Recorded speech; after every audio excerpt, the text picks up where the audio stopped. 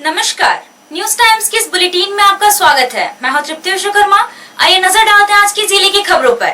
झारखंड के मुख्यमंत्री हेमंत सोरेन से उनके आवास पर उत्तराखंड के पूर्व मुख्यमंत्री हरीश रावत ने शिष्टाचार मुलाकात की। उन्होंने एक दूसरे को दशहरा महापर्व की बधाई एवं शुभकामनाएं दी। हरीश रावत ने कहा कि मुख्यमंत्री हेमंत सोरेन के नेतृत्व में झारखंड विकास के रास्ते पर तेजी से अग्रसर है। उन्होंने उम्मीद जताई कि हेमंत सोरेन की सरकार राज्यवासियों की उम्मीदों पर खरा उतरेगी। पूरे झारखंड में दुर्गा पूजा और दशहरा का पर्व हर्षोल्लास के साथ मनाया गया। कोविड-19 के संक्रमण के कारण पूजा पंडालों में थोड़ी भीड़ कम देखी गई, लेकिन दुर्गा पूजा को लेकर लोगों के उत्साह में कोई कमी नहीं दिखाई दी। राज्य के मुखिया हेमंत सोरेन ने भी मां दुर्गा की पूजा की और राज्य के लोगों की सुख समृद्धि, शांति और समग्र विकास की कामना की। मुख्यमंत्री हेमंत सोरेन ने अपने आवास स्थित मंदिर में अपनी पत्नी कल्पना सोरेन, पिता शिबू सोरेन और मां रूपी सोरेन सहित परिवार के अन्य लोगों के साथ विधि विधान के साथ पूजा अर्चना की। उन्होंने राज्य के संपूर्ण विकास के लिए मां दुर्गा से प्रार्थना की। मुख्यमंत्री ने कहा कि दशहरा बुराई पर अच्छाई और असत्य पर सत्य की जीत का महापर्व है। मां दुर्गा हर किसी की मनोकामना पूरी करती है। मुख्यमंत्री ने झारखंड वासियों को दुर्गा पूजा और दशहरा की बधाई देते हुए कहा कि हम सभी इस मौके पर समाज में फैली बुराइयों और कुरीतियों को खत्म करने का संकल्प लें।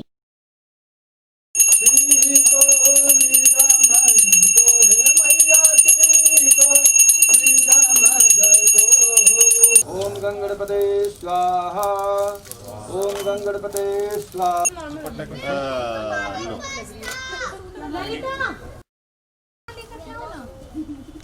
अरे गया तो है, ठीक नहीं है, सब ये लो। Very good. ये खाओ, आगे झुक जाओ बेटा। जब भी खा लूंगी। पनीर नहीं है। बस कैसे कर सकते हैं? ये क्या है? दुर्गा पूजा और दशहरा का पर्व पूरे जिले में शांतिपूर्ण माहौल में संपन्न हो गया है। दुर्गा पूजा पंडालों में स्थापित कलश और प्रतिमाओं का सोमवार को विसर्जन किया गया। चाईबासा शहर की पूजा पंडालों की ओर से विसर्जन जुलूस निकालकर मां दुर्गा को विदाई दी गई। गाजे बाजे के साथ नाचते झूमते भक्तों ने स्थापित कलश और मां दुर्गा की प्रतिमा का तालाबों और नदी में विसर्जन किया। मां दुर्गा के भक्तों ने नम आंखों से उन्हें विदाई दी और फिर अगले साल आने की प्रार्थना की।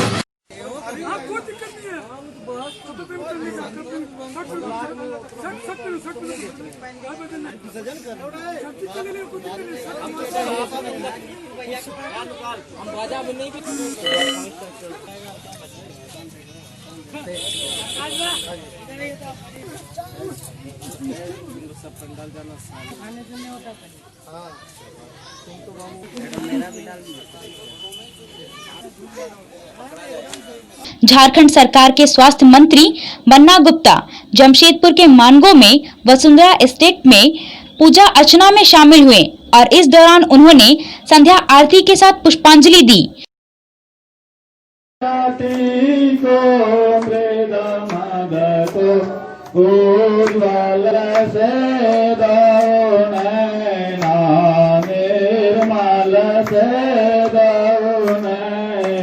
कई जगहों पर दुर्गा पूजा की समाप्ति पर कुंवारी कन्याओं को भोजन कराने की परंपरा है।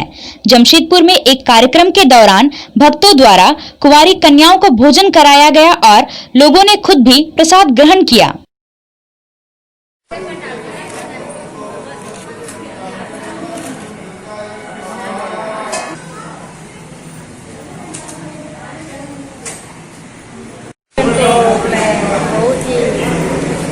ये जो कोविड के कारण ही बहुत कम ही कन्या को मैं 9 कन्या की जो कन्या को खाना खिला रही है, ज़्यादा तो अभी नहीं करी इस बार।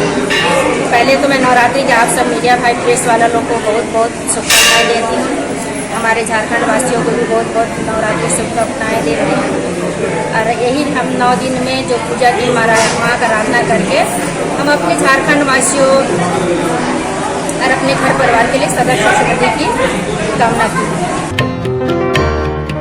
कोविड-19 से सुरक्षित रहना है और दूसरों को भी सुरक्षित रखना है तो एक बार आप सदर बाजार स्थित राधिका में आइए। यहाँ आपको कोविड-19 से सुरक्षा प्रदान करने के लिए सभी सामग्री मिलेगी। कोरोना से बचाव के लिए आपको तरह तरह के मास्क और सैनिटाइजर मिलेंगे। इसके अलावा संक्रमण से बचाव के कई सामान राधिका में उपलब्ध हैं। यहाँ आपको PPE kit, hand gloves, foot operated hand sanitiser machine के अलावा Spiderman, Doraemon, Chhota Bheem, Mickey Mouse आदि डिजाइन का मास्क, फेस शील्ड भी मिलेगा। Spray machine, nano spray, pen, electronic sanitiser machine के अलावा एक ऐसा टैबलेट मिलेगा जो घर के कमरे और आपके ऑफिस को पानी में डालकर रखने से सैनिटाइज कर देगा। राधिका में सैनिटाइजिंग का हर सामान आपको उचित कीमत पर मिलेगा। खुदरा और होलसेल खरीदारी के लिए आज ही पधारें राधिका में।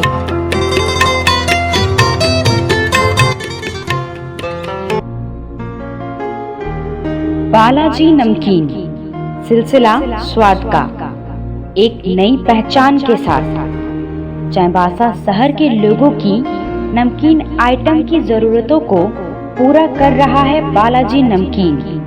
हानिकारक तेल और मिलावटी मसाले से बने नमकीन आइटम आपकी सेहत बिगाड़ते हैं, इसलिए बालाजी नमकीन शुद्ध तेल और घर में तैयार किए गए मसाले से बनाता है नमकीन आइटम। अपने खुद के किचन में तैयार होते हैं बालाजी नमकीन के सारे उत्पाद। बालाजी में नमकीन आइटम के अलावा शुद्ध देसी घी से बने लड्डू और काजू बर्फी भी उपलब्ध है।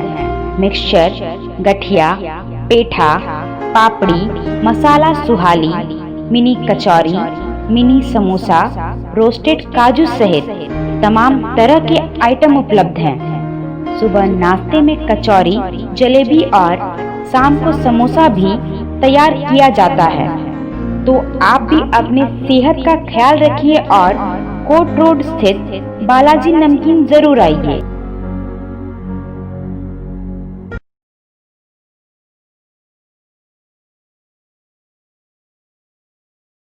रांची के नामकुम पुल के पास खड़ी एक बस में किसी ने आग लगा दी।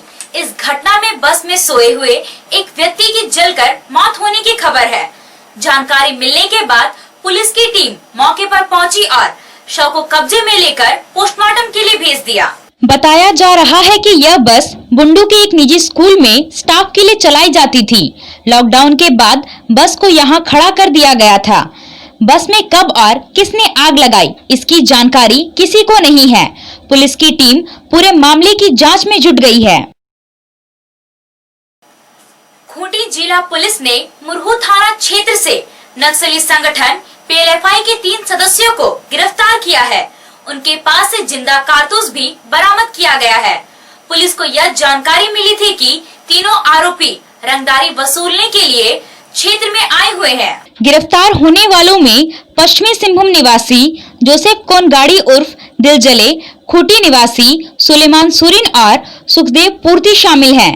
पुलिस को गुप्त सूचना मिली थी कि तीनों आरोपी मुरहू थाना क्षेत्र के बुंडू ममाइल जंगल की ओर आए हुए हैं। पुलिस की टीम ने घेराबंदी करके तीनों को गिरफ्तार कर लिया। इनके पास से 330 बोर का 2 मिस फायर कारतूस, 9 mm बोर का 2 जिंदा कारतूस, PLFI का पर्चा बरामद हुआ है। सोमवार को चाईबासा शहर में पंडालों में स्थापित मां दुर्गा की प्रतिमा और कलश का विसर्जन किया गया।